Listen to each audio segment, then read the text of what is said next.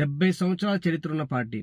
నెహ్రూ, ఇందిరాగాంధీ, రాజీవ్ గాంధీ, సోనియా గాంధీ, రాహుల్ గాంధీ ఇలా 10 సంవత్సరాలు పాలించిన పార్టీ. భారతదేశం అంటే కాంగ్రెస్ పార్టీ, కాంగ్రెస్ పార్టీ అంటే భారతదేశం అన్న దగ్గర నుంచి ఇప్పుడు ఏ రాష్ట్రంలో అధికారంలో కూడా లేని, అంటే ప్రతిపక్ష హోదా కూడా లేని, అంటే కనీసం పోటీ కూడా చేయలేని దుస్థితికి ఎందుకు వచ్చిందంటే కేవలం కాంగ్రెస్ పార్టీ యొక్క విధానాలు, రాహుల్ గాంధీ యొక్క అసమర్థత అనే మనం క్లియర్గా చెప్పుకోవచ్చు. మీరు సౌత్ ఇండియాలో చూస్తే కాంగ్రెస్ పార్టీ ఎక్కడుంది? తెలంగాణలో ఉంది, కర్ణాటకలో ఉంది. సో తెలంగాణలో అధికారంలోకి రావడానికి కేసీఆర్ గారి మీద ఉన్న వ్యతిరేకత కారణం అని చెప్పి అందరికీ తెలుసు. తెలంగాణలో కాంగ్రెస్ పార్టీకి ఓటేయడానికి రాహుల్ గాంధీకి ఎలాంటి సంబంధం లేదు. కేవలం కేసీఆర్ గారి మీద ఉన్న వ్యతిరేకత, కోపము, ఆయన ఒక నియంత్రిత పాలనని తట్టుకోలేక తెలంగాణ ప్రజలు కాంగ్రెస్ పార్టీకి ఓటేశారు. సో తెలంగాణలో గెలుపు కూడా అది రాహుల్ గాంధీ గొప్పతనం కాదు, రాహుల్ గాంధీ కష్టం కాదు, రాహుల్ గాంధీ కానీ కాంగ్రెస్ పార్టీ కానీ ప్రజా సమస్యల మీద కొట్లాడడం వల్ల వచ్చిన గెలుపు కాదు. అది అందరికీ తెలుసు, అది వాళ్ళకి తెలుసు. అలాగే కర్ణాటక కూడా. సో ఇప్పుడు కర్ణాటక, తెలంగాణ, హిమాచల్ ప్రదేశ్ తప్పితే ఎక్కడా అధికారంలో లేదు. కనీసం కొన్ని రాష్ట్రాల్లో సొంతగా పోటీ చేయలేని పరిస్థితిలో ఉంది కాంగ్రెస్ పార్టీ. సొంతగా పోటీ చేయడమే కాదు, అలయన్సెస్ పెట్టుకుందామన్నా తగిన సీట్లు తీసుకోలేని పరిస్థితిలో ఉంది కాంగ్రెస్ పార్టీ.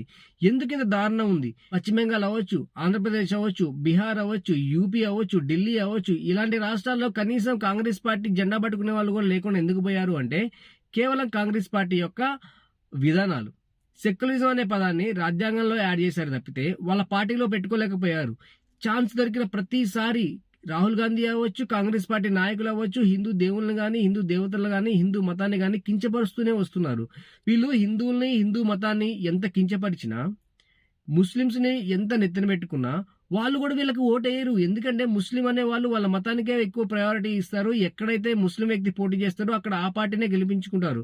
కాంగ్రెస్ పార్టీకి ఓటేయరు. కానీ కాంగ్రెస్ పార్టీ హిందువులను వదులుకొని ఎవరైతే 70 సంవత్సరాల నుంచి ఆ పార్టీ జెండా మోసారో వాళ్ళని గాలికి వదిలేసి ముస్లింస్ని నెత్తిన పెట్టుకొని వాళ్ళ కోసమే పనిచేస్తూ, వాళ్ళకి నచ్చినట్లే పనిచేస్తూ ఈ దేశంలో ఉన్న హిందువుల్ని ఆ పార్టీకి దూరం చేసుకుంది. అందుకే చాలా రాష్ట్రాల్లో కాంగ్రెస్ పార్టీ కనీసం పోటీ చేయలేని పరిస్థితిలో ఉంది. ఎప్పుడైతే రాహుల్ గాంధీ పీఎం క్యాండిడేట్ అయ్యాడో అప్పటి నుంచి కాంగ్రెస్ పార్టీ పతనం ఇంకా ఘోరంగా పడడం స్టార్ట్ చేసింది. ఎందుకంటే రాహుల్ గాంధీ ఎప్పుడు ప్రజా సమస్యల మీద కొట్లాడు, దేశానికి సంబంధించిన, దేశ ఎదుగుదలకు సంబంధించిన ఎలాంటి విషయాల్లో ఆయన మాట్లాడు.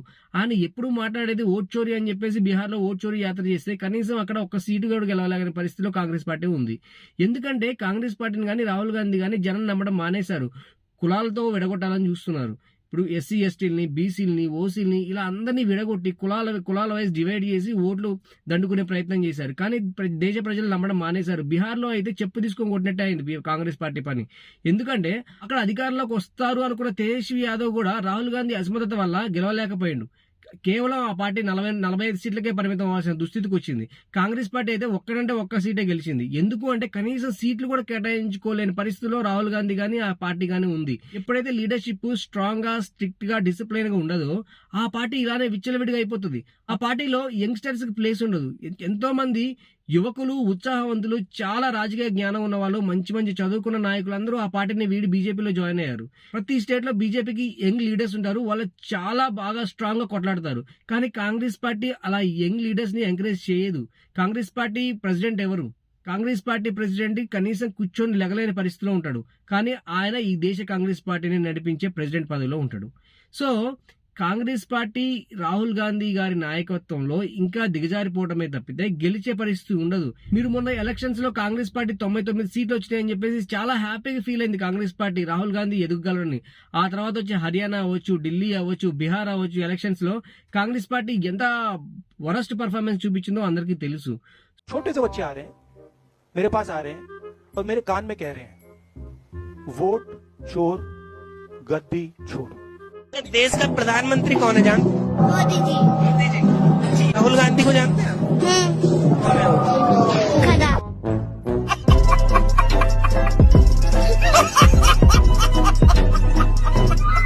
కాంగ్రెస్ పార్టీ కానీ రాహుల్ గాంధీ కానీ ఎప్పుడైతే ప్రజా సమస్యల మీద కొట్లాడడం నేర్చుకుంటాడో, ఓట్ చోరీ అని చెప్పేసి, లేకపోతే ఎస్సీ ఎస్టీ బీసీ అని చెప్పేసి కులాలతో విడగొట్టాలని చెప్పి ప్రయత్నం చేసి ప్రజల్లో ఆ ద్వేషాన్ని నింపే ప్రయత్నం మానేసి బీజేపీ పాలసీల మీద కొట్లాడు, ప్రజల కోసం కొట్లాడు. రాహుల్ గాంధీ ప్రజా సమస్యల మీద ఎప్పుడు కొట్లాడు, ఓట్ చోరీ యాత్రలు చేస్తాడు, లేదా ఎస్సీ ఎస్టీ బీసీ అని చెప్పేసి వాళ్ళని విడగొట్టే ప్రయత్నం చేస్తాడు, అలాంటి స్పీచెసే ఇస్తాడు, లేదా ఇంటర్నేషనల్ ప్లాట్ఫామ్స్ మీద భారతదేశాన్ని తక్కువ చేసే ప్రయత్నం చేస్తాడు.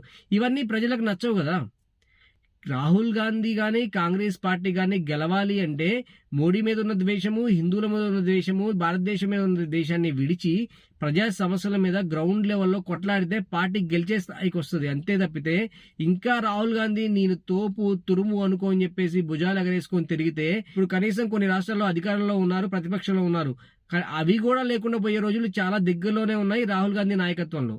ఇప్పటికైనా కాంగ్రెస్ పార్టీ నాయకులు కానీ కాంగ్రెస్ పార్టీ కార్యకర్తలు కానీ అర్థం చేసుకోవాల్సింది ఏంటంటే, కాంగ్రెస్ పార్టీ విధానాలు హిందువులకు కానీ ఈ దేశానికి కానీ ఎంత వ్యతిరేకంగా ఉంటాయి. ఈ 70 సంవత్సరాల్లో కాంగ్రెస్ పార్టీ చరిత్రను ఎంత దాచిపెట్టింది, వాళ్ళకు కావాల్సినట్టు చరిత్రని ఎంత అందంగా రాసుకున్నారు, అలాగే ఎంతమంది నాయకులను, ఎంతమంది యంగ్స్టర్స్ ని పొలిటికల్ జీవితాన్ని నాశనం చేసింది. కేవలం నెపోటిజం కారణంగానే చాలా మంది నాయకులు ఆ పార్టీని విడిచి వెళ్ళిపోయారు. మీకు 1950లో ఉన్న కాంగ్రెస్ పార్టీ కానీ ఇప్పుడున్న కాంగ్రెస్ పార్టీ కానీ ఒకటి కాదు. ఎందుకు కాదు అంటే, అప్పుడున్న నాయకులందరూ ఆ పార్టీని విడిచి వెళ్ళిపోయారు కేవలం గాంధీ ఫ్యామిలీ యొక్క నియంతృత్వ ధోరణి వల్ల. అధికారంలోకి వస్తారు అనుకున్నా కూడా రాలేకపోయారు. ఎందుకు అంటే కనీసం సీట్లు ఎలా కేటాయించాలో కూడా ఒక స్ట్రాటజీ లేని ఒక నాయకుడి చేతిలో ఆ పార్టీ నడుస్తుంది. బీహార్లో గెలుస్తారు అనుకున్న తేజస్వి యాదవ్ను కూడా గెలవకుండా చేసిన నాయకుడు రాహుల్ గాంధీ. బీహార్లో కనీసం సీట్లు కూడా పంచలేని పరిస్థితిలో వచ్చిన రాహుల్ గాంధీ మహాగఠబంధన్ అని చెప్పేసి కూటమి పెట్టుకొని ఆ మహాగఠబంధన్లోనే మళ్ళీ ఆ బీహార్లో విడివిడిగా పోటీ చేస్తూ, కలిసి పోటీ చేస్తూ, అసలు ఎవరి మీద పోటీ చేస్తుందో కూడా తెలియని స్థితిలో బీహార్ ఎలక్షన్ నడిచింది. సో రాహుల్ గాంధీ యొక్క ఫెయిల్యూర్ తేజస్వి యాదవ్ కంటించి, తేజస్వి యాదవ్ అధికారంలోకి వస్తాడు అని ఆశలు పెట్టుకుని 10 సంవత్సరాల నుంచి ఆయన అక్కడ కొట్లాడి ఒక చాలా మంచి పేరు తెచ్చుకున్నాడు. ఆ పేరు మొత్తాన్ని రాహుల్ గాంధీ వెనక్కి లాగేసిండు ఓట్ చోరీ యాత్ర చేసి. ప్రజా సమస్యల మీద కొట్లాడితే ప్రజలకు నచ్చుతుంది తప్పితే ఓట్ చోరీ అని చెప్పేసి ఎవరికి నచ్చదు.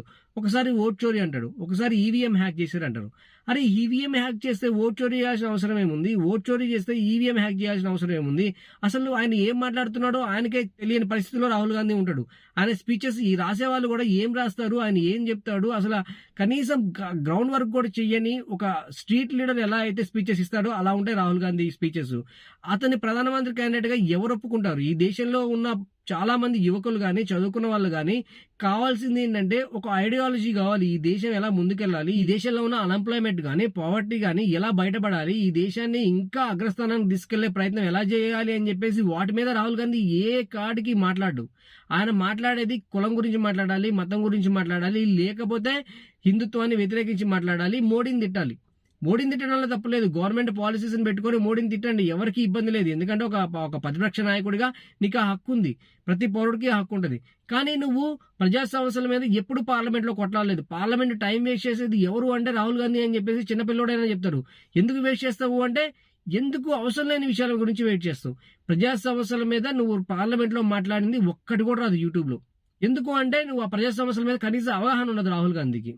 రాహుల్ గాంధీ ఇలానే ఉంటే నెక్స్ట్ తెలంగాణలో అవ్వచ్చు, కర్ణాటకలో అవ్వచ్చు, హిమాచల్ ప్రదేశ్ అవ్వచ్చు, ఏదైతే రాష్ట్రాల్లో అధికారం ఉందో అక్కడ కూడా అధికారాన్ని కోల్పోతారు. సేమ్ వెస్ట్ బెంగాల్ ఎలా ఉందో, ఢిల్లీలో ఎలా ఉందో, యూపీలో ఎలా ఉందో, అలానే ఆంధ్రప్రదేశ్లో ఎలా ఉందో అలానే కాంగ్రెస్ పార్టీ ఇంకా కంటికి కనపడిన పరిస్థితికి వెళ్ళిపోతుంది. ప్రతి విషయంలో రాహుల్ గాంధీ ఫూల్ అవుతారు. ఎలా అవుతారంటే ఓట్ చోరీ గురించి మాట్లాడతారు. ఓట్ చోరీ గురించి పార్లమెంట్ లో అమిత్ షా గారు కౌంటర్ ఎలా ఇస్తారో చూడండి. हमने इलेक्शन कमीशन से कहा कि आप हमें वोटर लिस्ट दीजिए, वीडियो रिकॉर्डिंग दीजिए. इलेक्शन कमीशन ने मना किया. जिस राह पे तुम चल रहे हो बेटा, एक दिन पूरी तरह फंसोगे. जनप्रतिनिधि कोई इंजेक्शन नहीं होते जो भ्रम से दे दिया. जब तक ये बेवकूफ लोग बीते हुए कल को भुला नहीं सकते, ये कभी अपने आने वाले कल को अपना नहीं सकते. 10 సంవత్సరాల నుంచి మోడీ పాలన, అలానే మళ్ళీ థర్డ్ టైం అధికారంలోకి వచ్చి ఇప్పుడు పాలన, ఎంతో కొంత ప్రజా వ్యతిరేకత ఉంటుంది. ఆ ప్రజా వ్యతిరేకతని ఓట్లుగా మలుచుకోలేకపోయిన రాహుల్ గాంధీ, ఎప్పుడు ప్రజా సమస్యల మీద కొట్లాడిన రాహుల్ గాంధీ, ఎప్పుడు చూసినా హిందూ వ్యతిరేకంగా, హిందూ దేవుళ్ళకు వ్యతిరేకంగా, క్యాస్ట్, ఎస్సీ ఎస్టీ ఓబీసీ అని చెప్పేసి ఈ కులాలను విడదీసి రాజకీయం చేద్దామన్న ఒక ఆలోచన తప్పితే, దేశంలో డెవలప్మెంట్ గురించి మాట్లాడదాము, డెవలప్మెంట్ నుంచి కొట్లాడదాము, ప్రజా సమస్యల మీద కొట్లాడదాము అని చెప్పేసి రాహుల్ గాంధీ ఎప్పుడూ ఆలోచించలేదు, ఎప్పుడూ ఆ పని చేయలేదు. బీహార్ ఎలక్షన్స్ లో కూడా ఎప్పుడూ ప్రజా సమస్యల మీద ఆయన కొట్టాలేదు. ప్రజలకు అనుకూలంగా ఎలాంటి మేనిఫెస్టో రెడీ చేయలేదు. ప్రజలకి నేను ఇది చేస్తాము మీ అధికారంలోకి వస్తే అని చెప్పేసి ఆయన ఒక స్ట్రాంగ్ గా వాళ్ళలో నమ్మకం కలిగించలేకపోయిండు. ఎందుకు అంటే ఆయన ఓట్ చోరీ యాత్రలో బిజీగా ఉన్నాడు. ఓట్ చోరీ యాత్ర ఎవరికి అవసరము? రాహుల్ గాంధీ కాంగ్రెస్ పార్టీ గుర్తే లేకపోతే ఆయన కనీసం ఎంపీ కూడా అవ్వలేడు. ఆయన నాయకత్వం అంత అసమర్థంగా ఉంటది.